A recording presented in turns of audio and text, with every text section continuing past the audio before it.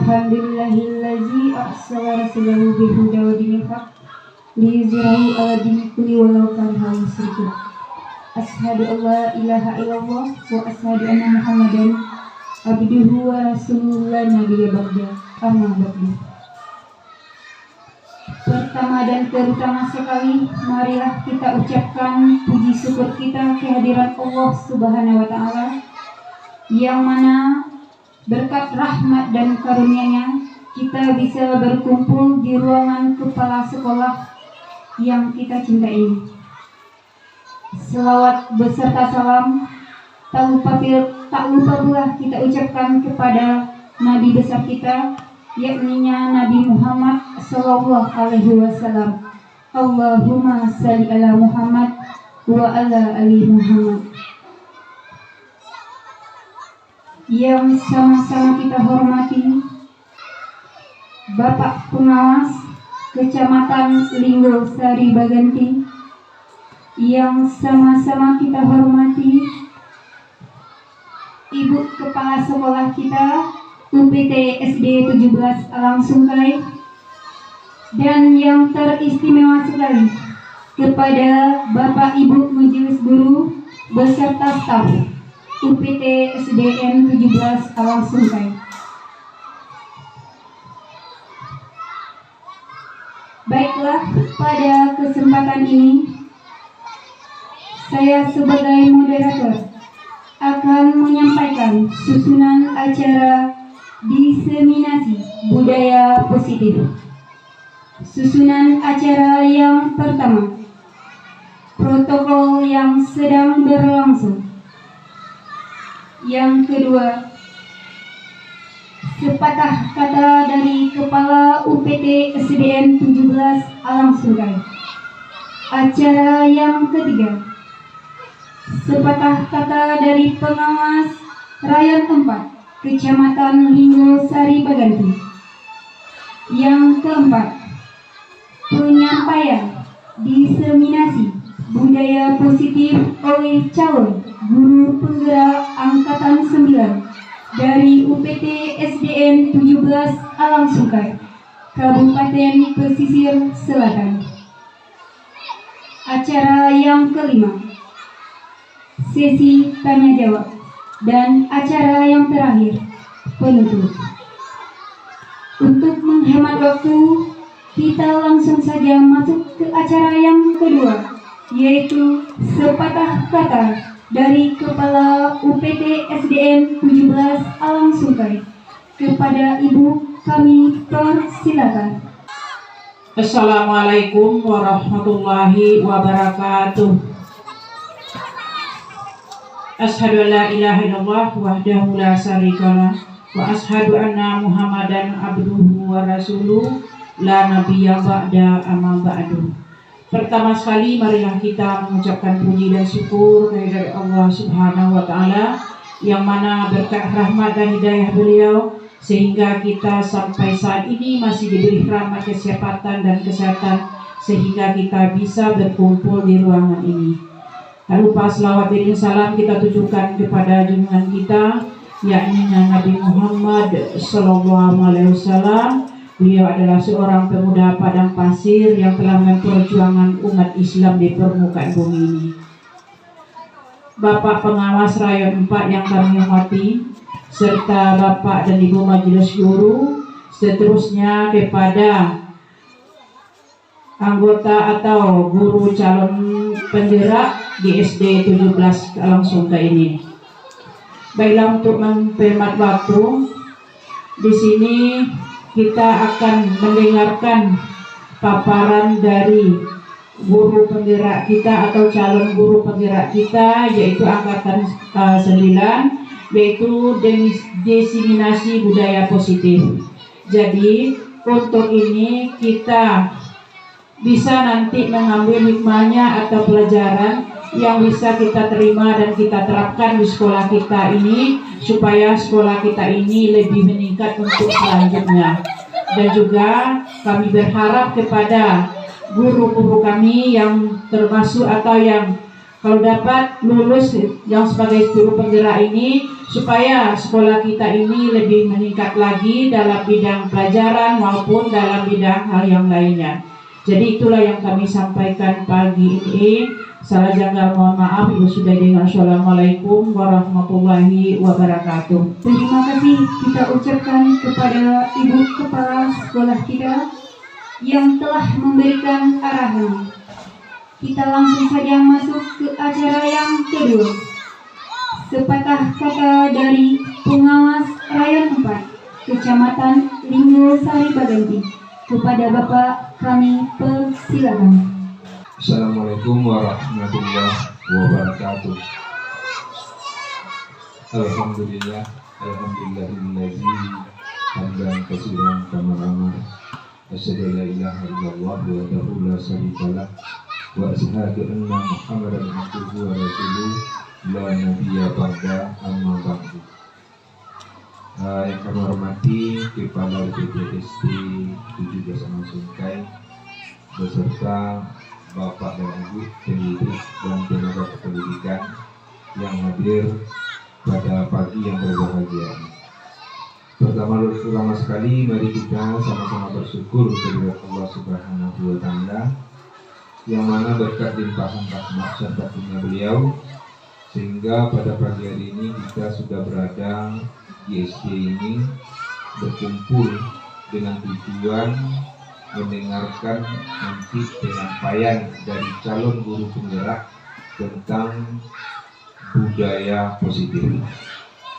Mudah-mudahan itu terdapat terlaksana dari awal sampai akhir nanti berjalan dengan aman, lancar dan sukses. Kemudian selawat beserta salam ke bosan-bosannya mari sama-sama kita doakan kepada Allah. Semoga dilimpahkan kepada arwah Nabi Muhammad Sallallahu Alaihi Wasallam yang mana beliau Nabi dan Rasul yang terakhir diutus oleh Allah di atas permukaan bumi dengan tujuan utama adalah untuk merubah tingkah laku, budi pekerti dan akhlak manusia agar manusia itu memiliki akhlak yang mulia yang disebut yang sering kita katakan yaitu akhlakul karimah. Mudah-mudahan kita berada pada akhlak itu. Untuk itu kita tidak bosan-bosannya berselawat kepada beliau dengan ucapan Allahumma shalli ala Muhammad wa ala ali Muhammad. Mudah-mudahan kita semua nanti menerima syafaat di yaumil masar. Amin. Ya Rabbal alamin. Bapak Ibu yang berbahagia, pada kesempatan ini yang perlu kami sampaikan dalam hal ini, dalam kegiatan calon guru penggerak ini sudah diatur dalam pelaksanaan kegiatannya, baik di dalam pendampingan maupun di dalam penyampaian yang telah diselesaikan oleh guru penggerak itu. Salah satu contohnya pada hari ini tentang diseminasi budaya positif itu sudah diatur dalam hal itu.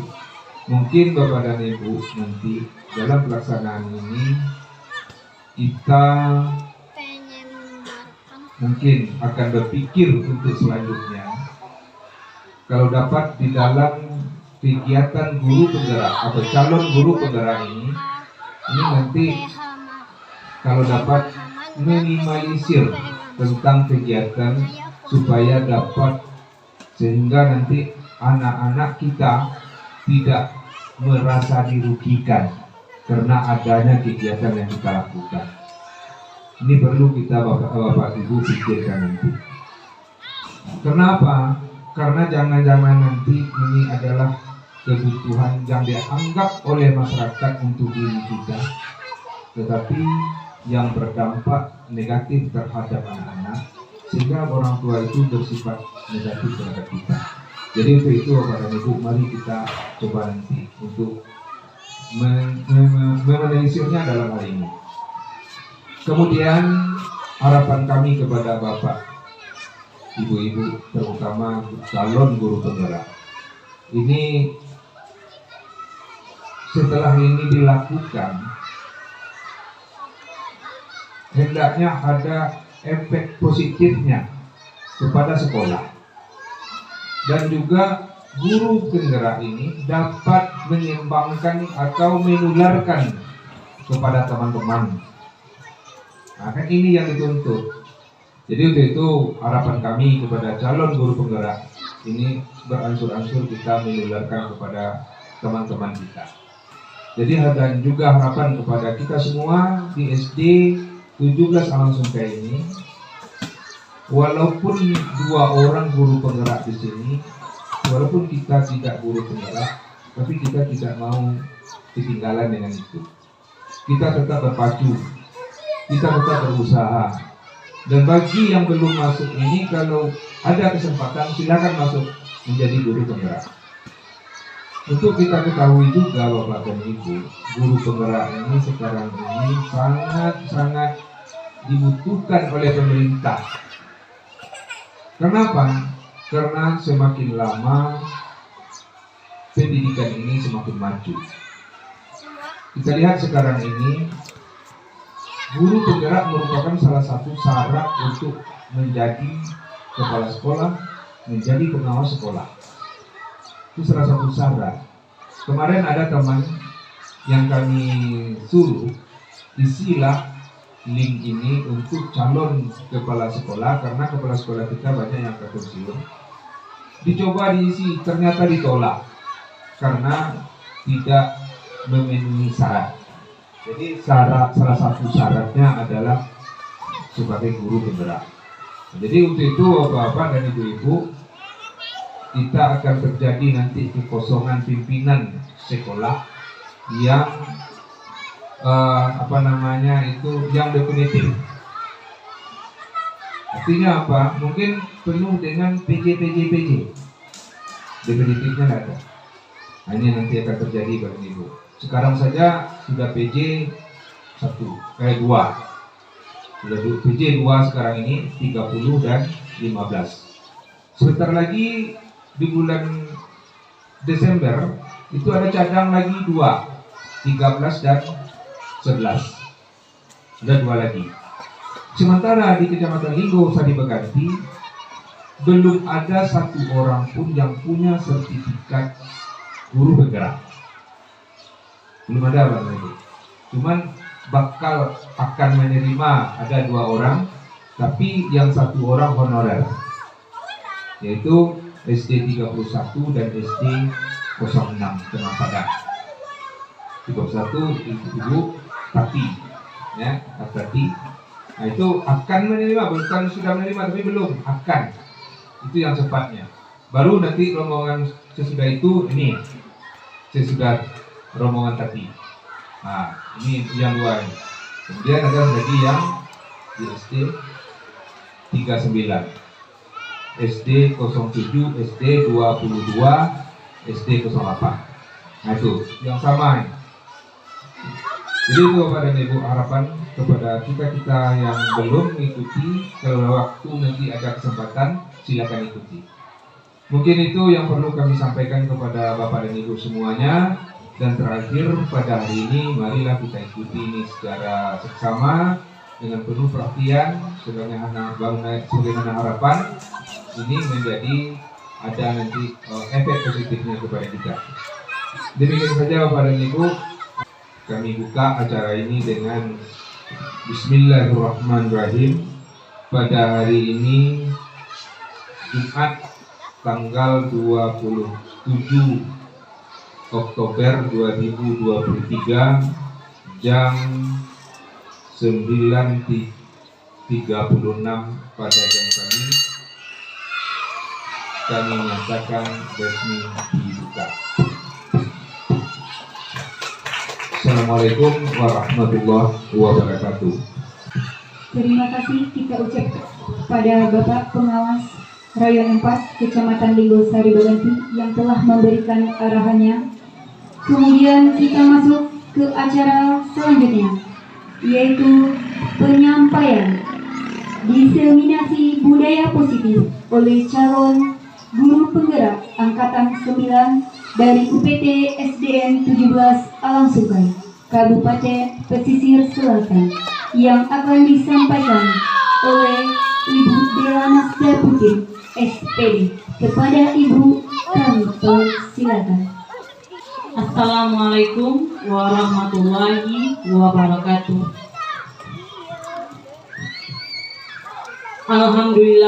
Alhamdulillahilladzi arsala rasulahu bil huda wa dinil haqq liyudhhirahu 'alad dini kullihi wa kafa billahi syahida.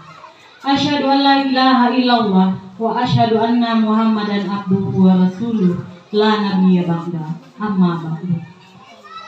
Puji syukur, marilah sama-sama kita ucapkan kehadirat Allah Subhanahu wa taala karena telah memberikan kita rahmat untuk berkumpul di ruangan kepala sekolah yang sangat kita cintai ini. Kemudian, sholawat beriring salam tidak bosan-bosannya kita kirimkan kepada arwah junjungan kita, yakninya Nabi besar Muhammad sallallahu alaihi wasallam, dengan mengucapkan Allahumma sholli ala Muhammad wa ala ali Muhammad. Yang sama-sama kita hormati Bapak Pengawas Gugus 4 Kecamatan Linggosari Baganti, yang sama-sama kita hormati Ibu Kepala UPT SDN 17 Alangsungai, dan teristimewa sekali kepada rekan-rekan guru dan operator serta TU yang sempat berkumpul di ruangan pada siang hari ini. Baiklah, pada kesempatan yang berharga ini, saya Dela Nasda Putri SPD adalah calon guru penggerak Angkatan 9 Kabupaten Pesisir Selatan. Dan pada kesempatan ini saya akan menyampaikan diseminasi budaya positif, yang mana diseminasi itu berarti menyebarkan pemahaman dan penerapan pengalaman budaya positif. Baiklah Bapak-bapak dan Ibu-ibu semuanya, sebelum kita masuk ke materi budaya positif, kira-kira apa yang ada di pikiran bapak-bapak dan ibu-ibu semuanya jika membaca dan mendengar tentang budaya positif? Ada antara bapak-bapak dan ibu-ibu yang mau berkomentar? Dipersilakan. Ya, silakan Pak Idral. Kalau dalam gambaran yang kami lihat, Bu, di sini budaya positif yaitu kita membayangkan lingkungan aman, nyaman untuk peserta didik. Itu saja. Terima kasih. Ya, tepat sekali Pak Idral. Kata Pak Idral, budaya positif itu adalah kita membayangkan kondisi atau lingkungan yang aman dan nyaman bagi peserta didik kita. Masih ada tanggapan lainnya Bapak dan Ibu? Masih ada? Iya Pak, silakan Pak Rusli.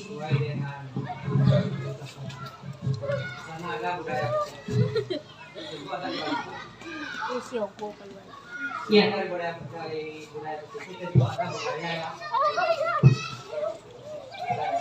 Iya Pak.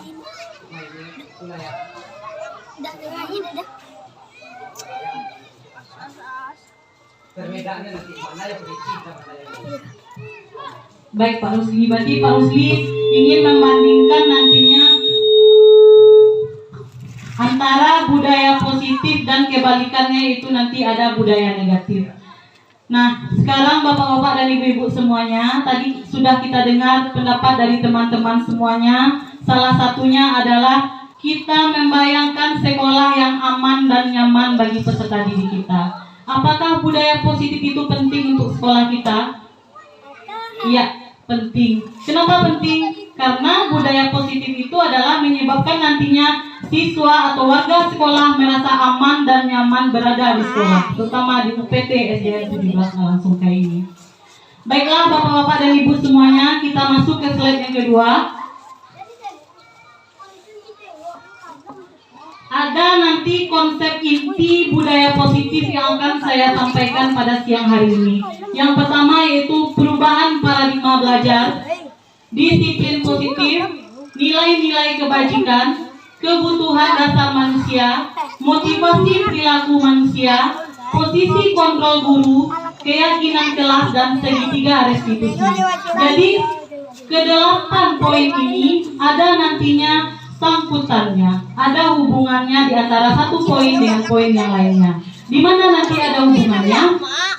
Mari kita lihat. Yang pertama yaitu pembelajaran dengan paradigma baru. Jadi pembelajaran dengan paradigma baru ini sangat berkaitan dengan proses pembelajaran kita di kelas. Kita sudah tahu bahwa pembelajaran di kelas itu harus dipusatkan kepada peserta didik atau murid.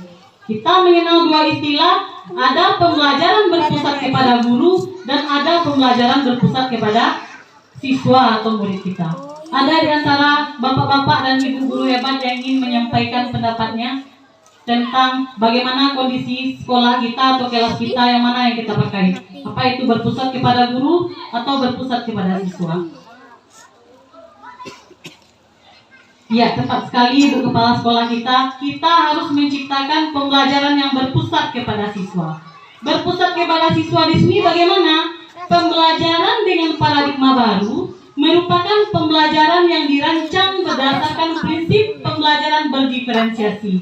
Jadi intinya di sini pembelajaran berdiferensiasi. Apa itu pembelajaran berdiferensiasi? Yaitu pembelajaran yang mencakup kebutuhan seluruh murid kita. Ada nanti murid kita yang kebutuhan belajarnya lebih ke video, ada yang audio, ada yang kinestetik. Jadi kita sebagai guru harus memvariasikan metode atau strategi pembelajaran yang dipakai. Di sini kami pribadi juga dalam tahap belajar. Jadi di rangka ini kami juga belum melaksanakan pembelajaran berdiferensiasi sepenuhnya, tapi dengan adanya materi tentang budaya positif, berarti kami berbagi pengalaman apa yang telah kami dapatkan di pendidikan guru penggerak angkatan 9. Jadi untuk kedepannya kita sama-sama merubah, sama-sama ke arah yang lebih positif walaupun bertahap. Dan kita tahu perubahan itu tidak harus instan, harus dimulai dari diri dan lingkungan terdekat terlebih dahulu. Kemudian ada miskonsepsi tentang teori kontrol. Kita itu sebagai seorang pendidik harus bisa mengontrol anak didik atau peserta didik kita. Jadi di sini ada miskonsepsi atau kesalahpahaman. Yang pertama yaitu ilusi guru mengontrol murid. Nah, sebenarnya kita sebagai guru itu tidak bisa, saya katakan tidak bisa, karena kalaupun anak didik tersebut bisa berubah dari tingkah laku yang tidak baik ke tingkah laku yang baik, itu suatu saat, di saat kita lengah, dia bisa lagi berubah ke perilaku yang tidak baik tersebut. Jadi di sini, kenapa guru mengontrol murid itu disebut ilusi? Karena siswa atau murid itu akan berubah kalau ada motivasi dari dalam dirinya sendiri yang berubah. Walaupun nanti kita berkuar-kuar menyuruh dia begini begono, tapi intrinsiknya tidak ada atau motivasi dalam dirinya tidak ada, tetap saja mau. Karena di sini lebih ditekankan kepada motivasi intrinsik atau dari dalam dirinya masing-masing. Kemudian kita lanjut. Ada tugas kita sebagai pendidik adalah mengubah paradigma stimulus respon ke pendekatan teori kontrol. Jadi di sini kalau metode pembelajaran yang lama itu adalah disebut dengan paradigma stimulus respon. Apa yang terjadi langsung ada umpan baliknya dari kita langsung, tanpa ada pemikiran-pemikiran yang ke arah general gitu. Contohnya saja yang pertama, dulu realita atau kebutuhan kita sama, karena perkembangan zaman belum begitu pesat, jadi belum ada pengaruh-pengaruh teknologi. Nah, sekarang realita atau kebutuhan kita berbeda. Kenapa? Kita sebagai guru mengajar murid di era transformasi sekarang ini itu berbeda cara mengajarnya kita di masa kita sekolah dulu. Kalau kita lakukan pembelajaran seperti sekolah kita dulu, berarti kita sudah bertentangan dengan teori Ki Hajar Dewantara. Kenapa? Ki Hajar Dewantara itu menuntun siswa sesuai kodrat alam dan kodrat zaman. Pembelajaran disesuaikan dengan teknologi yang sedang berkembang dan alamnya anak-anak tersebut. Kenapa? Anak tersebut dalam tahap bermain. Berarti kita harus bisa mencocokkan pendekatan atau teori bermain ke dalam kelas. Sekali lagi, kami minta maaf, di sini kami belum sempurna, kami juga dalam tahap belajar. Jadi kita bersama-sama untuk membawa perubahan ke arah yang lebih baik. Yang kedua, pada teori stimulus respon, semua orang melihat hal yang sama. Sedangkan di teori kontrol, setiap orang memiliki gambaran berbeda. Contoh, ada anak terlambat. Kalau kita tidak memahami teori kontrol, pasti kita langsung marah, langsung memberi hukuman. Tetapi dengan adanya teori kontrol, kita melihat gambaran dari anak tersebut, kenapa dia terlambat. Nanti juga kita akan membahas ini menyangkut ke segitiga restitusi. Kemudian yang ketiga, perilaku buruk dilihat sebagai suatu kesalahan.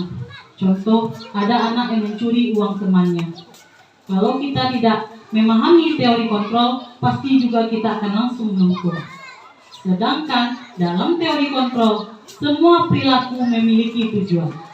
Mungkin saja dia mencuri karena tidak diberi jajan oleh orang tuanya.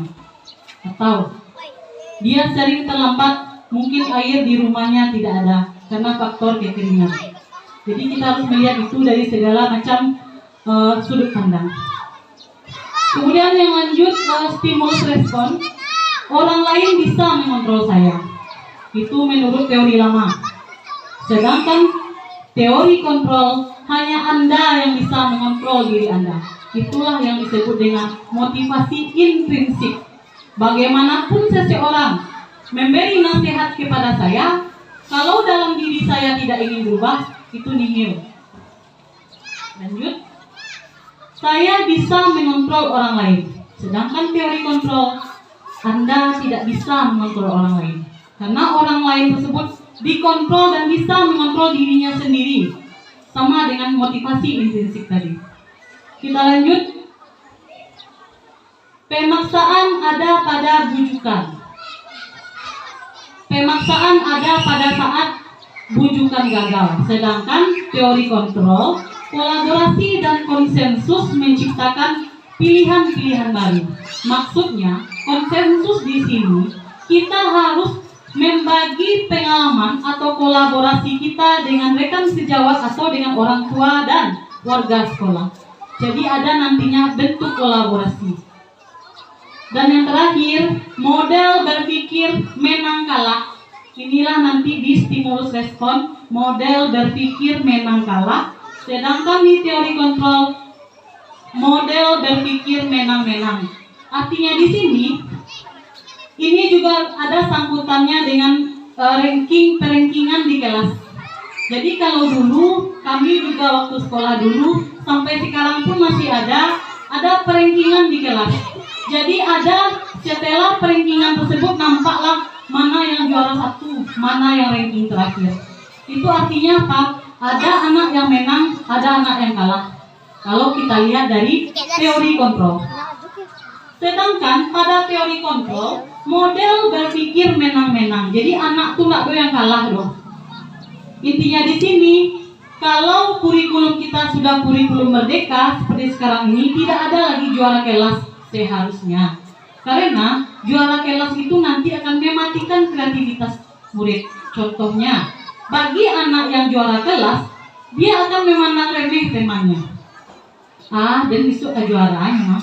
Peragu belajar-belajar aduh sudah tuh pelajar tuh pandi ya mah polo tuh week yang terakhir. Jadi ada nanti gap-gap, ada batasan-batasan antara teman dan teman-temannya bagi anak yang juara tersebut. Dan juga dapat mengurangi kualitas dirinya dengan cara dia itu merasa sudah pintar, jadi dia merasa kurang menghargai orang lain. Kami di kelas 5 kemarin juga mendapati anak yang demikian. Mungkin teman-teman semuanya juga pernah mendapati anak yang demikian. Anak yang juara umum, juara 1 itu kurang menghargai kita. Sedangkan anak yang ranking terakhir malah yang lebih menghargai kita. Gampang kita meminta tolong atau menyapa kita, walaupun ujung rambut kita yang kelihatan oleh mereka langsung menyapa. Berbeda dengan anak yang rankingnya juara umum ke juara 1. Itu sebagian anak. Kemudian selanjutnya, nah inilah dia disiplin positif. Disiplin itu berasal dari disiplina yang berarti belajar. Disiplin mengacu pada disiplin diri yang memiliki tanggung jawab terhadap apa yang dilakukannya berdasarkan nilai-nilai yang diyakini. Kemudian, disiplin positif merupakan salah satu cara penerapan disiplin yang bertujuan untuk menumbuhkan kesadaran serta memberdayakan murid tanpa imbalan penghargaan, ancaman, atau hukuman. Jadi intinya di sini kita menerapkan disiplin positif tanpa ada embel-embel lain. Kita ingin mengangkat atau mengeluarkan motivasi intrinsik yang ada dalam diri anak. Jangan nanti anak tersebut menolong kita atau dekat dengan kita karena dia ingin nilai yang bagus. Atau mau kita suruh membeli lontong misalnya dia malas, kita minta tolong beli lontong. Jangan nanti motivasi yang timbul itu adalah motivasi ekstrinsik, ada embel-embel lain di belakangnya. Kita harapkan anak kita memiliki motivasi dalam diri mereka masing-masing, bukan dari luar. Kita lanjut. Ada nilai-nilai kebajikan. Kebajikan atau kebaikan adalah nilai yang harus disepakati bersama, lepas dari suku bangsa, agama, bahasa maupun latar belakangnya. Di sini kita merujuk ke profil pelajar Pancasila. Ada bagian-bagiannya. Yang pertama yaitu beriman dan bertakwa kepada Tuhan Yang Maha Esa dan berakhlak mulia. Salah satu contohnya di sekolah kita menerapkan sholat berjamaah, baik itu sholat duha maupun nantinya sholat zuhur. Berarti kita sudah menerapkan salah satu contoh dari profil pelajar Pancasila. Kemudian berkebinekaan global. Artinya berkebinekaan global itu adalah kita berbeda-beda dalam setiap sikap ataupun tingkah laku, tapi tujuan yang sama. Kemudian gotong royong.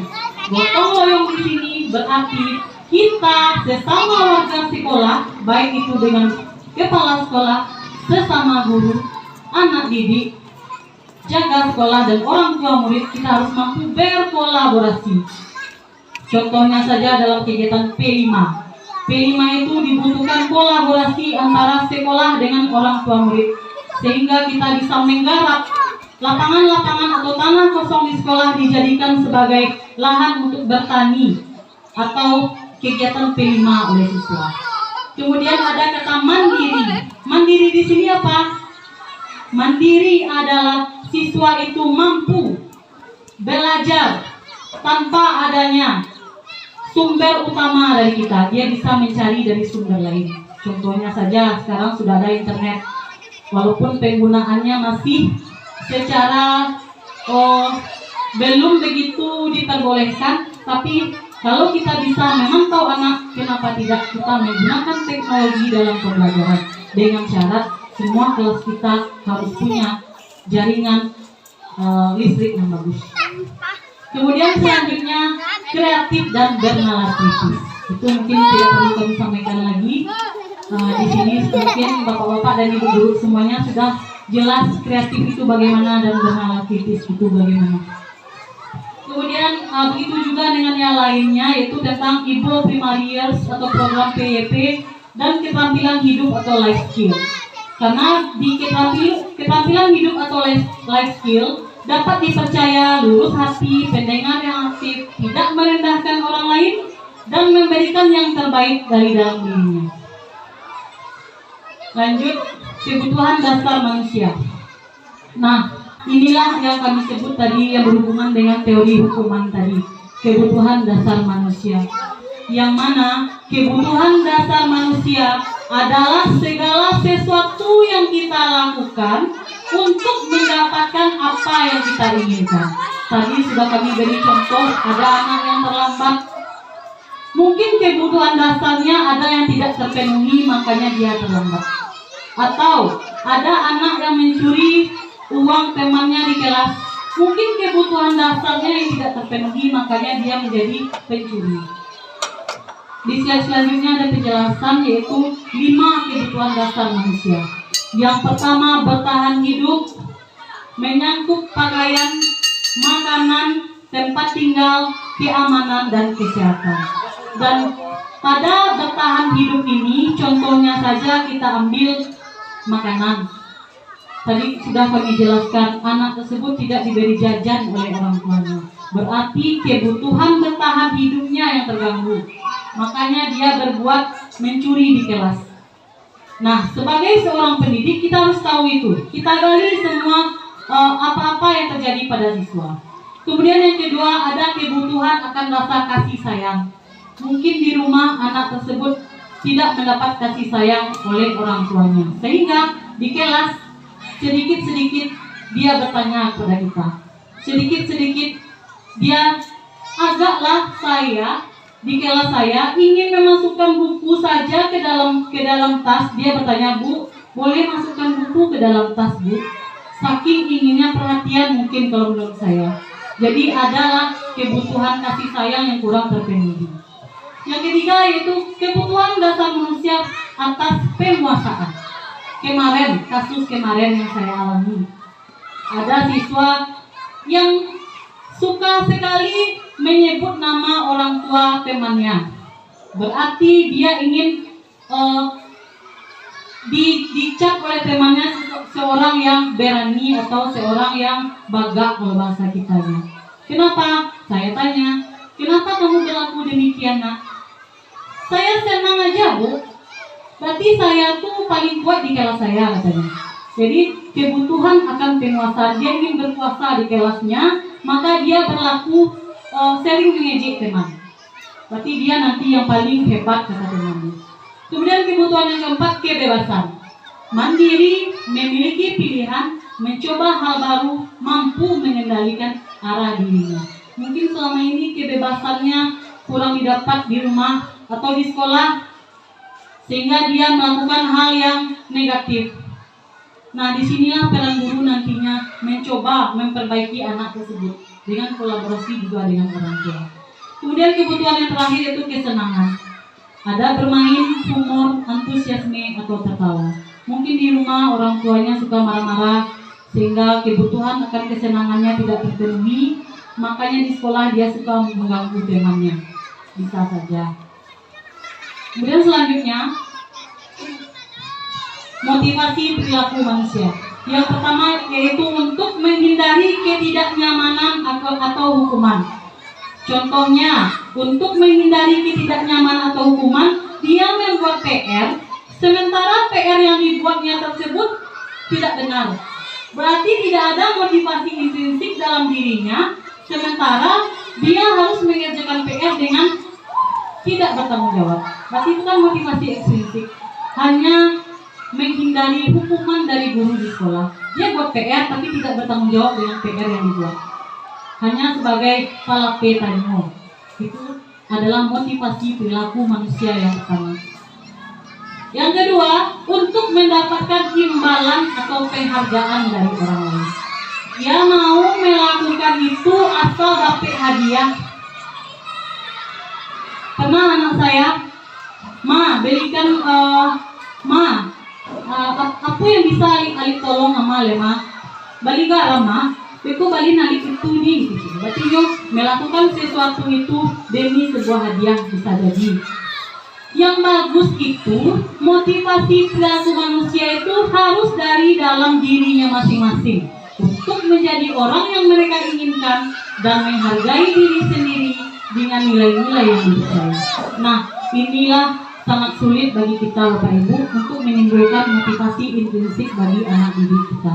Dan kita berharap secara bertahap walaupun instan kita mulai pelan-pelan terlebih dahulu supaya nanti tidak ada anak atau anak didik kita melakukan sesuatu akibat menghindari hukuman dan akibat mendapatkan imbalan dari kita. Nah, kita lanjut. Ada perbedaan hukuman, konsekuensi, dan restitusi. Kalau dia hukuman itu tidak terencana atau sifatnya tiba-tiba. Kita melihat anak terlambat, kagak situ, kagak kitiak, itu namanya hukuman. Jadi nak ada perencanaan, jadi awak otodidak magi hukuman anak. Kemudian yang kedua, murid tidak tahu apa yang akan terjadi karena tidak dilibatkan.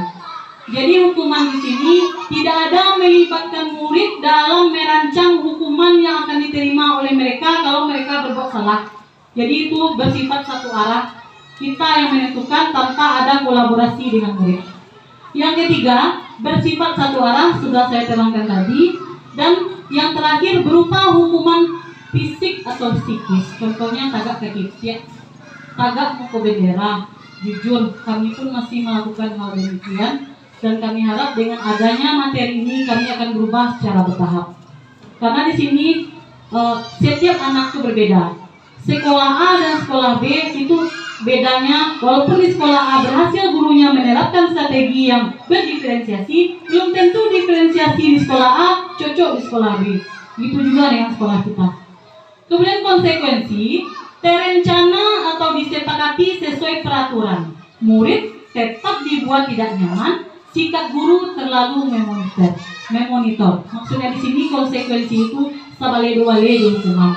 Bedanya mulai terencana atau disepakati, tapi tetap membawa bagi siswa, beban bagi siswa. Beda dengan restitusi. Kalau restitusi, proses menciptakan kondisi bagi murid untuk memperbaiki kesalahannya.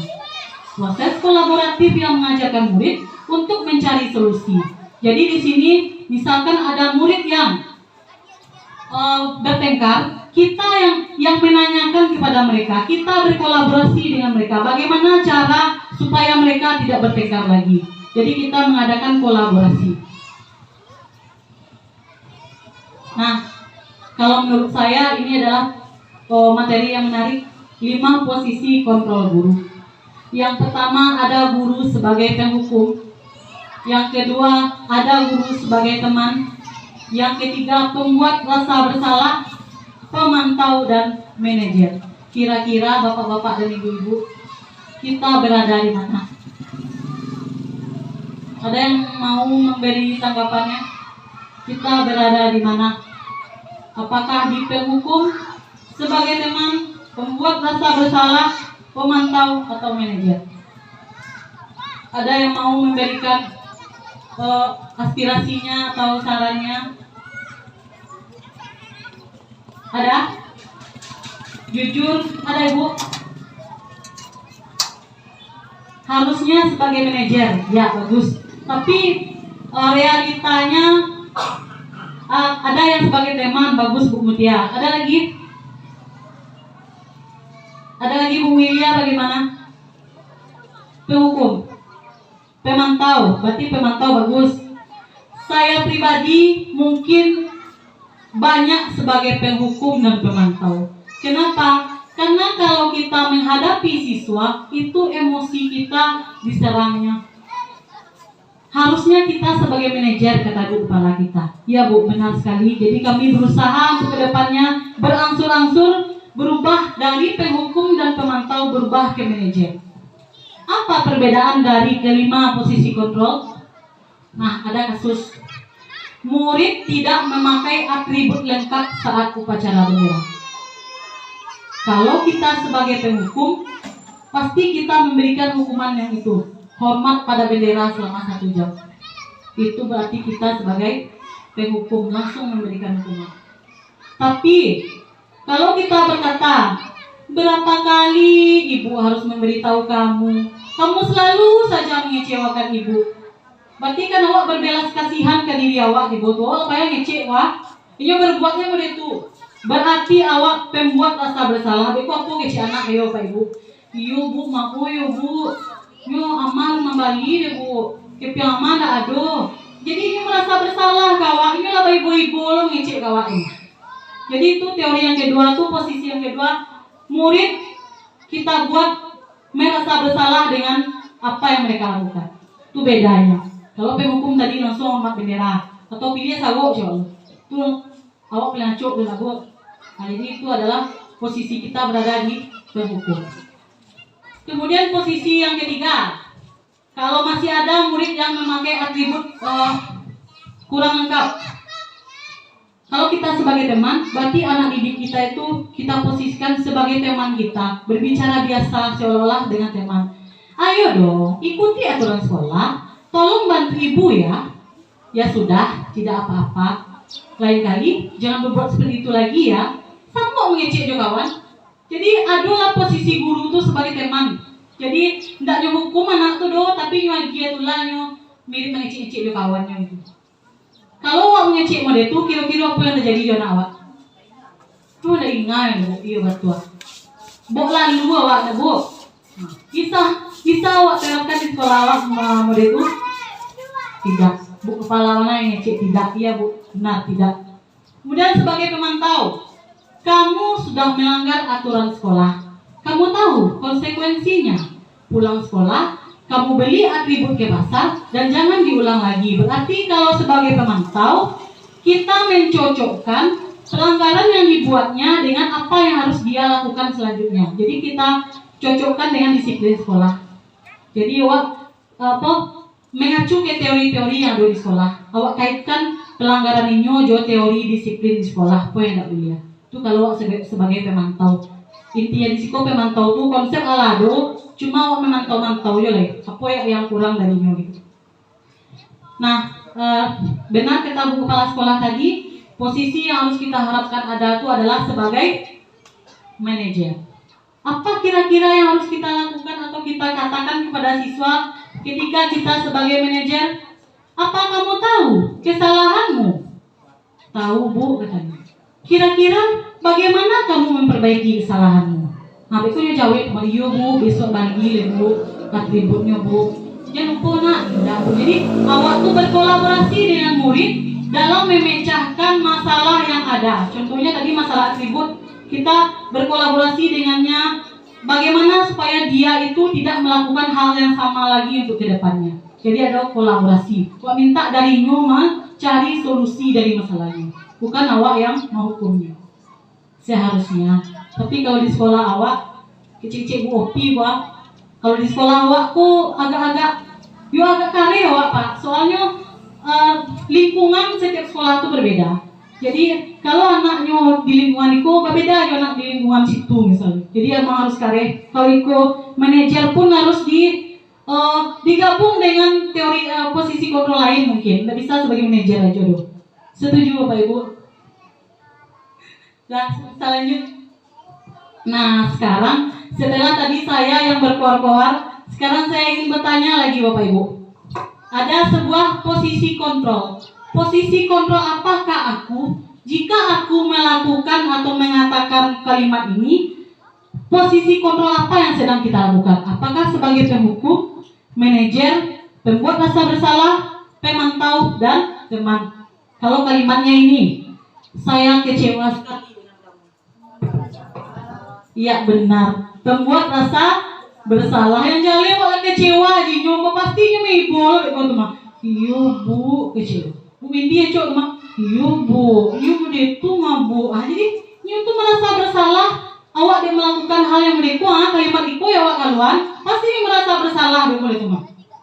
Nah itu kalau posisi kontrol merasa bersalah, beranggapan atau magia rasa bersalah karena sudah tuh baik-baik boleh melo ya sudah le, nggak jadi jalan. Kemudian yang kedua,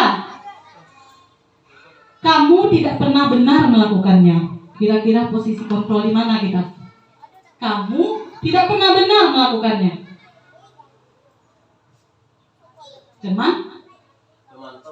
Pemantau?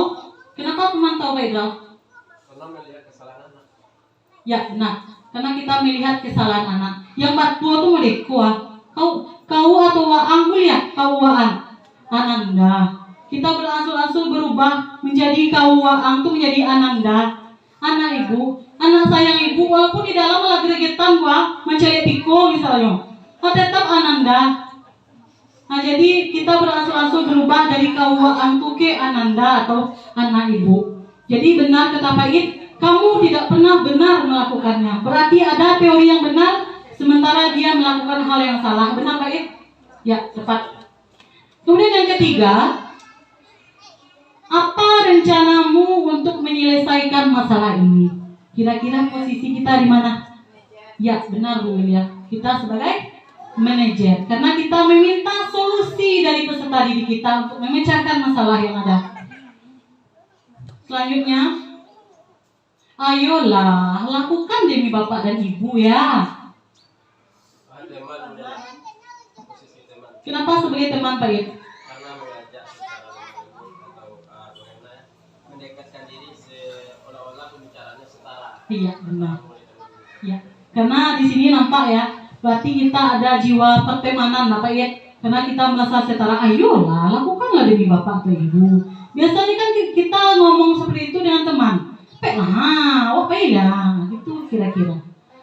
Kemudian selanjutnya, kamu tidak pernah mendapat nilai jika tidak mengerjakan tugas.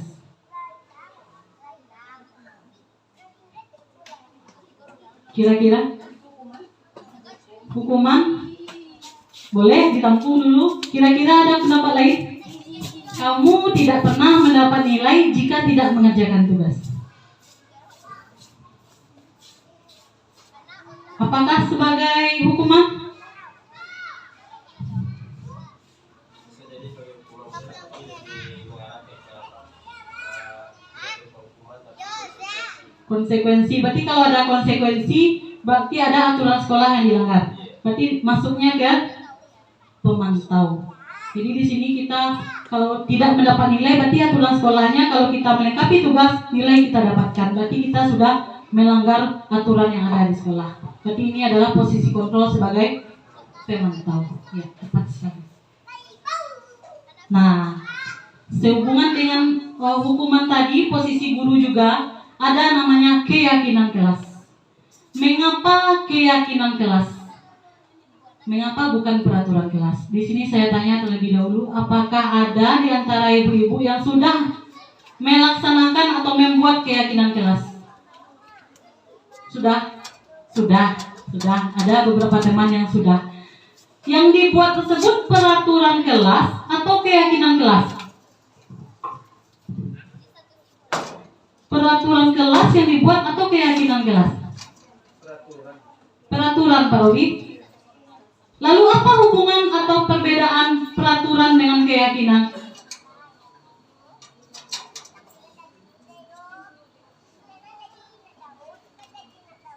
Kira-kira perlu kita lanjut? Nah, ini dia.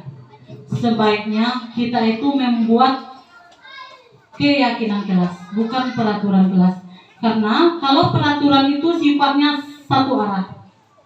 Sama dengan belajar BAM, Datuk Perpatiah Nan Sawatang dengan Datuk Katumanggungan. Kalau Datuk Katumanggungan itu peraturannya satu arah, titik dari AT, berarti kita yang berkuasa. Sementara siswa kita hanya menuruti apa yang kita inginkan.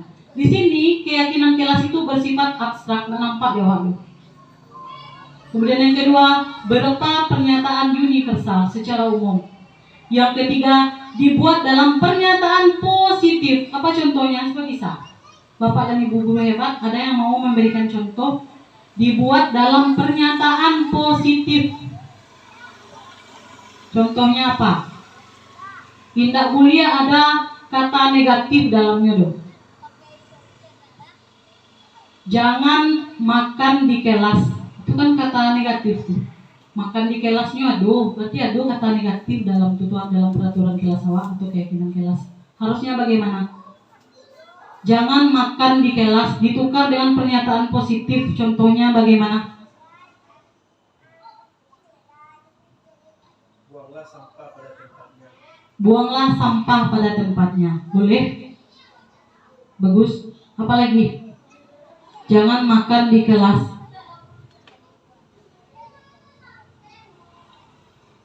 Usahakan kelas selalu bersih dari sampah juga boleh. Atau fokus belajar boleh. Pokoknya tidak ada kata-kata negatif di dalamnya. Harus kata-kata positif terus. Yang selanjutnya, sesuai dengan kondisi kelas atau sekolah sehingga mudah diterapkan. Jadi keyakinan itu tidak hanya untuk kelas, juga untuk sekolah. Biasanya keyakinan kelas itu mudah diterapkan. Gak usah banyak-banyak, gak 5, gak 6 malah, tapi bisa diterapkan. Keyakinan kelas itu yuk timbul dalam diri peserta didik awak yang motivasinya bukan dari awak. Bu, kalau kami rencana keyakinan kelas itu kami buat dengan sticky note. Jadi nanti sticky note atau kertas warna-warni itu dibagikan kepada setiap anak. Dibuat dalam setiap kertas itu keyakinan kelas yang ingin mereka terapkan. Nah, apa saja keyakinan kelas yang mereka terapkan, mereka tulis, nanti mereka tempel di papan. Di sana nantinya kita berkolaborasi dengan mereka dalam menentukan keyakinan kelas mana yang benar-benar ingin diterapkan di kelas kita. Kemudian semua warga kelas dilibatkan, itu tadi kolaborasi. Kita lanjut. Segitiga restitusi. Segitiga restitusi adalah suatu proses dialog yang dijalankan oleh guru agar dapat menghasilkan murid yang mandiri dan bertanggung jawab. Ini biasanya diterapkan ketika ada siswa atau murid kita yang bermasalah. Ada 3 langkah yang perlu kita terapkan. Yang pertama yaitu menstabilkan identitas, validasi tindakan yang salah, dan menanyakan keyakinan. Menstabilkan identitas berdasarkan prinsip membuat kesalahan adalah bagian dari proses pembelajaran. Kalau awak selama kan indah dan apa ibu, kalau ada anak yang salah langsung hukum. Tapi dengan teori yang ada, berdasarkan prinsip, kita harus melihat kesalahan siswa itu sebagai suatu pembelajaran. Contoh bahasa yang kita pakai dalam menghadapi siswa yang bermasalah. Yang pertama, berbuat salah itu wajar. Tidak ada manusia yang sempurna. Ibu atau bapak juga pernah melakukan hal itu. Ibu atau bapak tidak mau mencari siapa yang salah, tapi ibu bapak ingin mencari solusi dari permasalahan ini. Kamu berhak merasa begitu. Saya juga pernah, mungkin kita semua juga pernah menghadapi siswa sudah melaksanakan menstabilkan identitas. Misalnya, inyo suko mauta ketika upacara bendera. Wak kan tua kece inyo. Iyo bu, ambut panik tagak bu. Tumangku abu mauta lema bu. Iyo kecewa. Tak bagai do kecewa. Ibu pernah lo mauta tuh mah, tapi dengan mauta tuh apa yang terjadi kira-kira. Jadi wak stabilkan identitasnya dulu. Awak lagi angin-anginnya dulu supaya inyo tuh tenang. Mungkin bapak kami sudah senior kalau masalah ini. Jadi kita awak mau dulu bau beko awak lagi pencerahan kayaknya gitu. Kemudian yang kedua, validasi tindakan yang salah. Berdasarkan prinsip setiap perilaku berupaya memenuhi suatu kebutuhan tertentu. Contoh kalimat yang kita pakai, kamu pasti mempunyai alasan mengapa melakukan hal itu.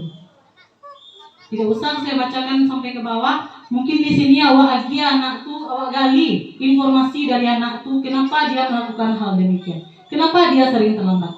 Kenapa dia selalu setiap hari Kamis tidak sekolah? Karena ada bapak di antara anak kami setiap hari Kamis dia tidak sekolah. Setelah digali, ternyata dia membantu orang tuanya berjualan pakis di pasar setiap hari Kamis. Jadi kita harus bisa mendekati anak untuk mencari alasan-alasan dari perbuatannya. Kemudian yang terakhir, menanyakan keyakinan. Setelah kita gali, setelah pertama tadi kita berikan angin-angin atau validasi tindakannya yang salah tuh. Kemudian kita cari alasan kenapa dia berbuat demikian. Kita tanya lagi, keyakinan apa yang telah dia langgar. Bagaimana cara dia memperbaiki hal yang buruk tersebut ke arah yang lebih baik. Jadi kita minta solusi kayaknya. Awak berkolaborasi dinyo. Tidak dari awak ya. Tidak awak Waang atau Ananda telah sering terlambat. Besok Ananda bawa pupuk, kan kita sering seperti itu. Besok tidak lagi seperti itu. Kita bertanya, apa yang harus kamu lakukan lagi supaya tidak terlambat? Apa yang bisa Ananda lakukan? Mungkin itu. Dah ada di contoh penerapan segitiga restitusi. Kita lihat sebentar video.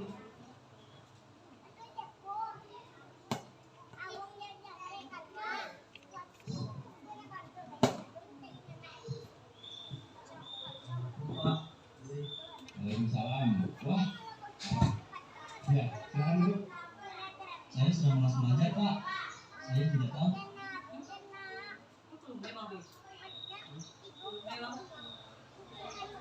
Mau melakukan apa lagi?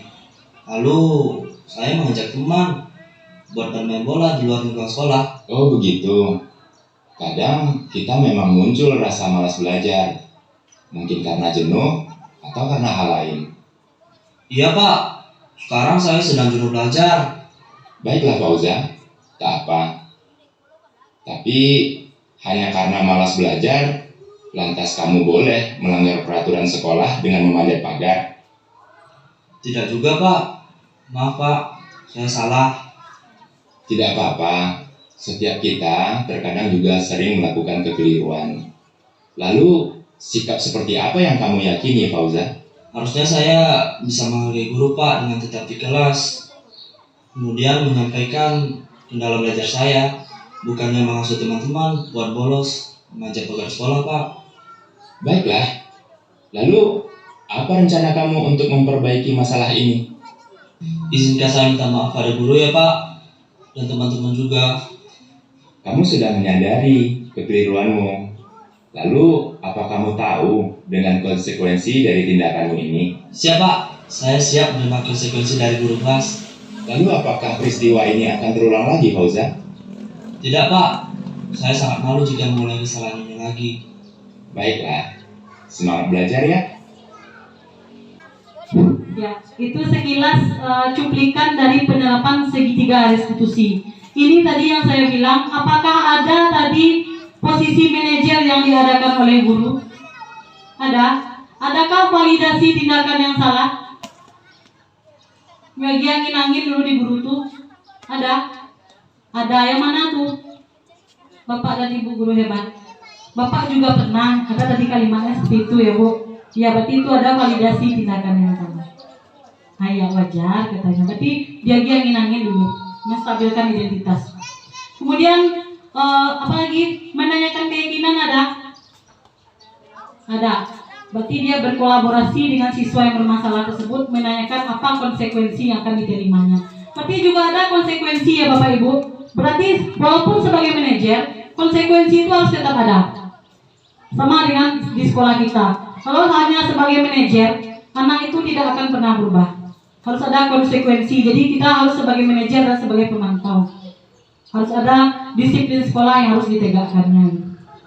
Tadi saya mendengar sekilas dari Bu Kepala Sekolah, besok diulang balik rumah. Iya Bu, betul benar. Kenapa diulang?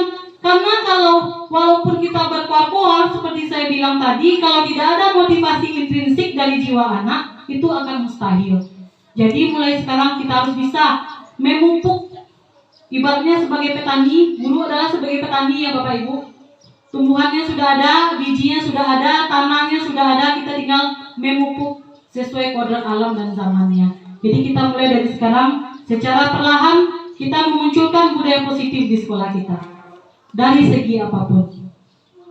Kemudian dalam penerapan disiplin positif, hendaknya guru memiliki standar kepribadian, profesional, dan sosial yang baik, di mana guru mampu merefleksikan dirinya dalam posisi kontrol saat ini, bagaimana perjalanan dirinya sebagai among atau manajer yang menentukan murid-muridnya sebagai insan yang mandiri, merdeka, dan bertanggung jawab.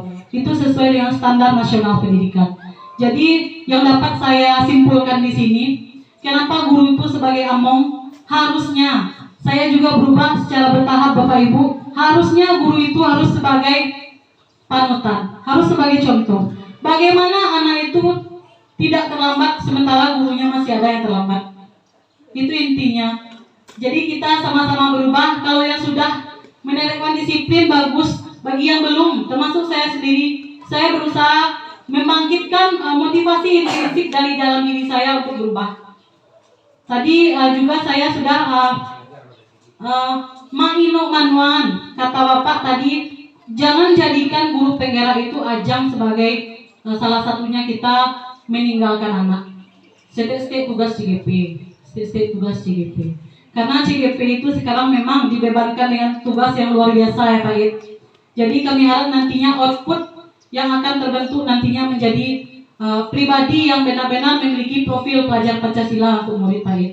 Jadi kami harap kami juga berubah ke arah yang lebih baik dan juga akan berusaha semampu mungkin untuk menjadi among atau manajer atau sebagai contoh bagi peserta didik kami. Baik itu dari cara berpakaian, cara berkata, disiplin sekolah seperti terlambat dan lain sebagainya. Mungkin itu saja yang dapat kami sampaikan pada siang hari ini. Kalau ada salah dan janggal, kami mohon maaf. Kami tutup dengan wabillahi taufiq wal hidayah. Assalamualaikum warahmatullahi wabarakatuh.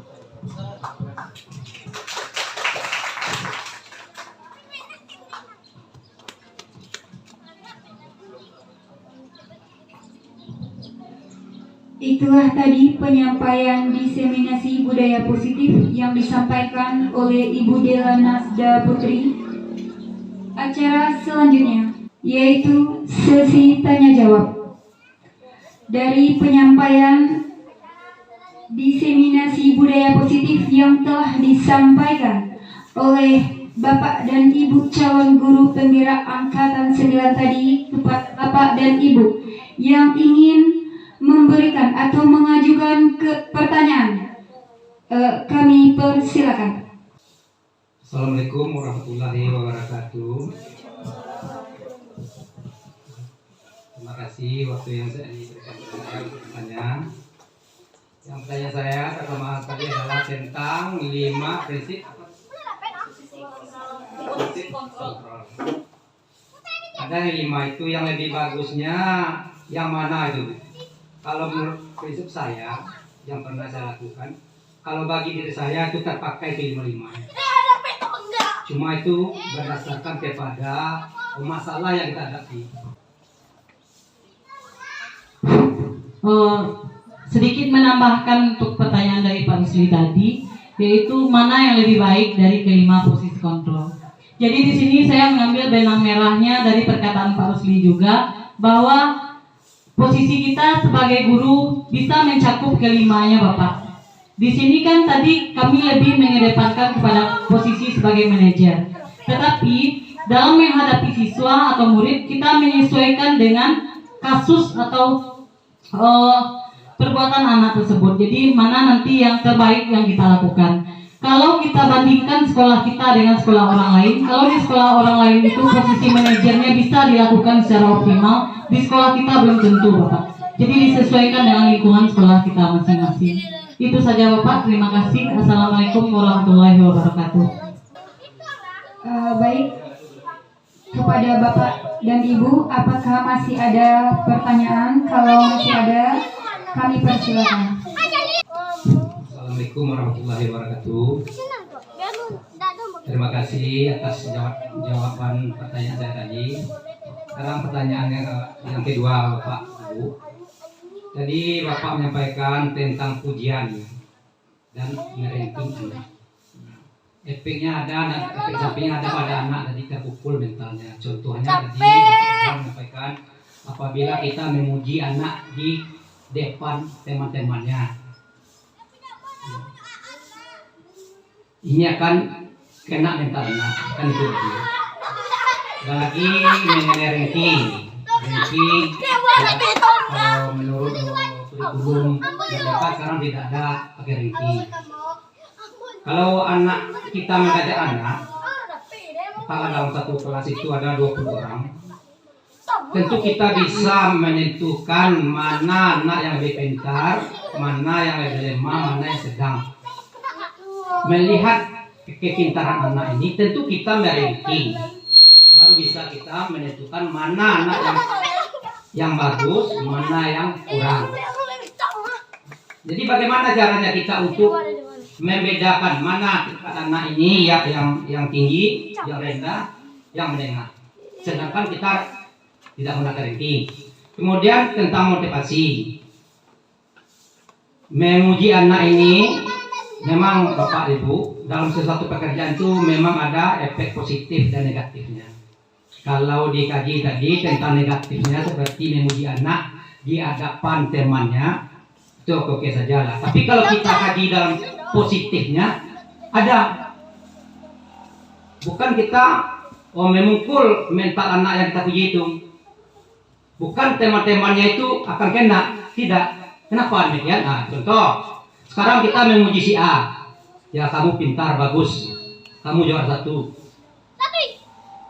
Teman-temannya, kata bapak tadi, akan terancam karena dia lebih bodoh.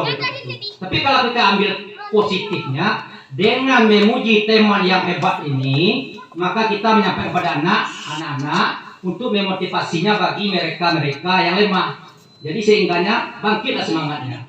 Dan juga pada anak yang kita beri motivasi yang mendapat juara, kita harus juga memberi tuntunan pada mereka. Karena apa? Teman-teman kamu akan mengejar nih. Maka dari itu harus kamu pertahankan. Itu yang positifnya. Ya, terima kasih. Itulah tadi pertanyaan dari Bapak Resli. Kepada Ibu Dela kita persilakan. Baiklah Bapak, saya akan mencoba menanggapi pertanyaan Bapak yang pertama, yaitu bagaimana cara kita membedakan anak. Intinya begitu ya Pak, bagaimana cara kita membedakan anak sementara perankingan itu tidak boleh, karena perankingan itu akan mengakibatkan dampak-dampak negatif. Yang pertama yaitu sekarang untuk kurikulum merdeka itu ditekankan kepada tidak boleh memberi ranking anak. Ranking anak itu hanya kita yang mengetahui Bapak. Sementara di sekolah kita masih ada tradisi perankingan. Kalau anak tersebut tidak dikasih ranking, nanti pasti orang tuanya bertanya-tanya. Apalagi nanti anaknya tersebut sering mendapat juara kelas. Jadi dia bertanya-tanya, ada tindak kepuasan nanti ya Bapak. Jadi di sini kita mulai dari lingkungan terdekat ini atau mulai dari awal-awal ini kita sudah mencoba. Kita mencoba untuk tidak memberikan perankingan kepada anak. Kita dengan kurikulum merdeka, kita dituntut untuk melakukan pembelajaran berdiferensiasi. Apa itu pembelajaran berdiferensiasi? Yaitu pembelajaran yang materinya sama setiap anak di kelas, namun cara penyelesaian masalah dari materi tersebut berbeda. Contohnya saja dalam materi organ pencernaan manusia. Nanti pada materi organ pencernaan manusia tersebut, walaupun saya belum melaksanakan hal yang demikian, saya akan mencoba bertahap bahwa menggunakan video itu ditujukan kepada anak yang cara belajarnya lebih suka kayak visual, dan mencobakan juga diskusi kelompok. Jadi ada strategi dan materi yang beragam. Jadi nanti kita melihat anak tersebut pintar atau tidaknya dari nilai ujian dan nilai UH-nya, itu hanya kita yang mengetahui Bapak. Jadi anak tuh nanti, benar kata Bapak, itu sangat sulit sekali, apalagi kita sudah dibudayakan dengan perankingan. Sebelumnya saya kembalikan dulu ke Bu Mutia. Itulah tadi jawaban dari pertanyaan yang telah diajukan oleh Bapak Rusli. Apakah Bapak sudah bisa menerima dari jawaban yang telah diberikan oleh Bu Guru Penggerak? Ya, terima kasih. Dengan adanya sesi tanya jawab kita tadi, mungkin berakhir pula diseminasi budaya positif dan acara kita pada hari ini. Saya sebagai protokol pembawa acara, kalau ada salah dan janggal saya mohon maaf dan saya tutupi. Wabillahi taufiq wal hidayah. Assalamualaikum warahmatullahi wabarakatuh.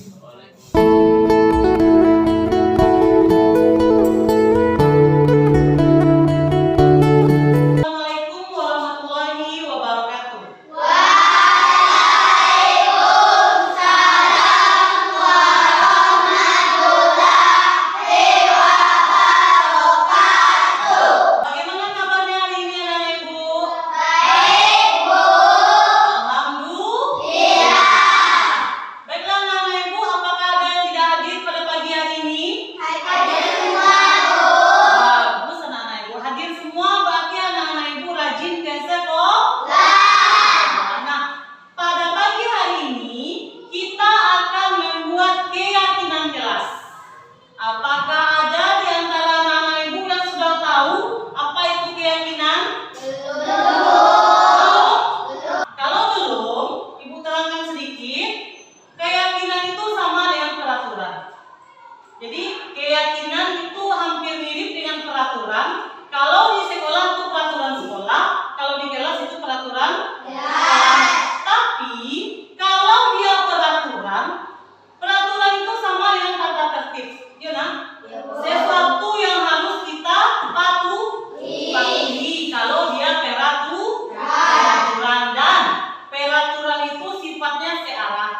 tidak melibatkan kalian dalam pembentukan peraturan tersebut.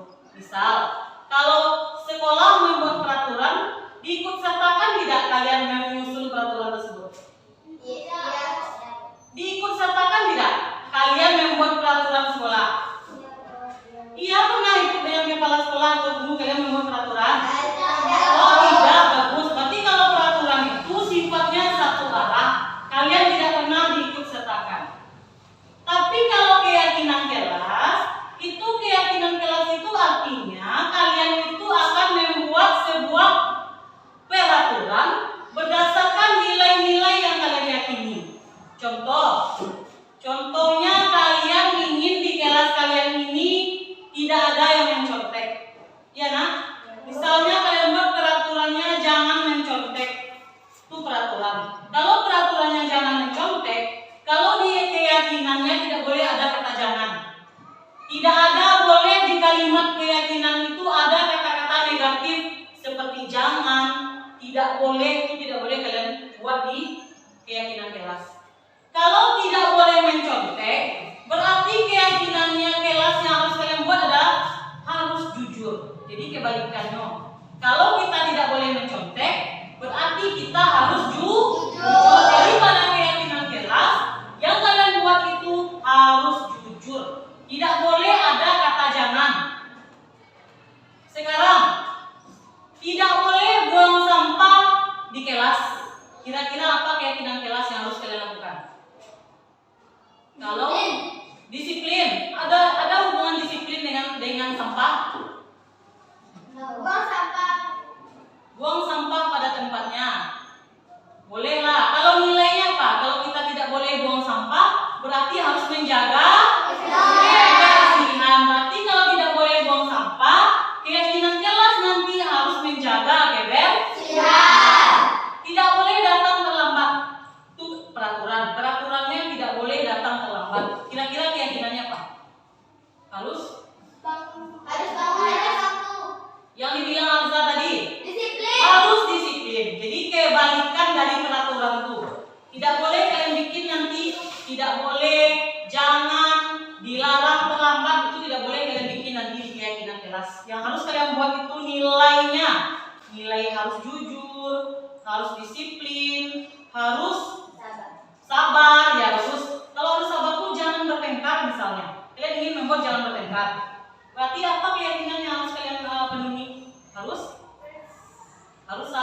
sabar. Kalian kan kadang bertengkar tuh gara-gara orang tua kalian disebut namanya oleh firman, ya nak?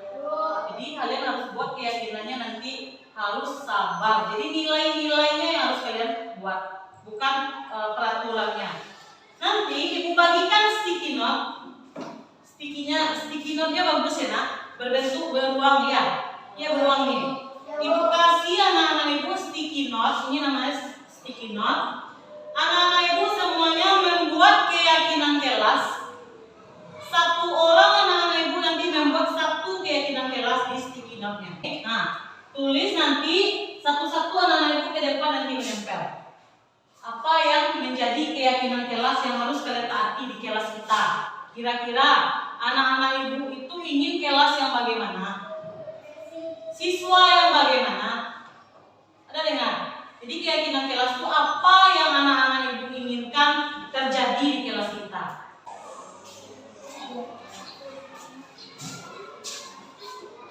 Ya. Azza mau satu lagi?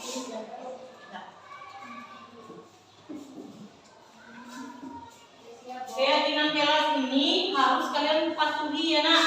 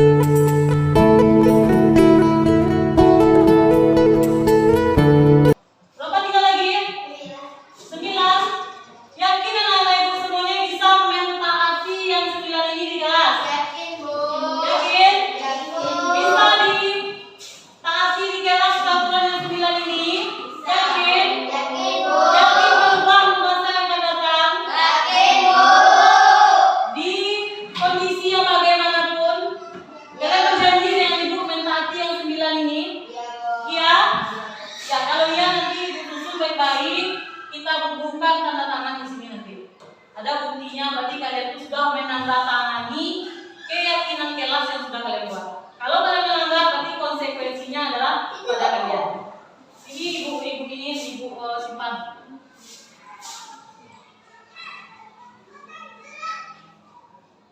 Dan silakan ke depan satu-satu anak ibu. Dengan spidol ibu kalian membuat tanda tangan kalian, terserah di mana yang mau kalian tanda tangani. Di sini boleh, sini boleh, boleh. Bisa tanda tangannya dari Azhar dulu. Dari Azhar dulu, dari belakang lagi. Silakan ditanda tangani.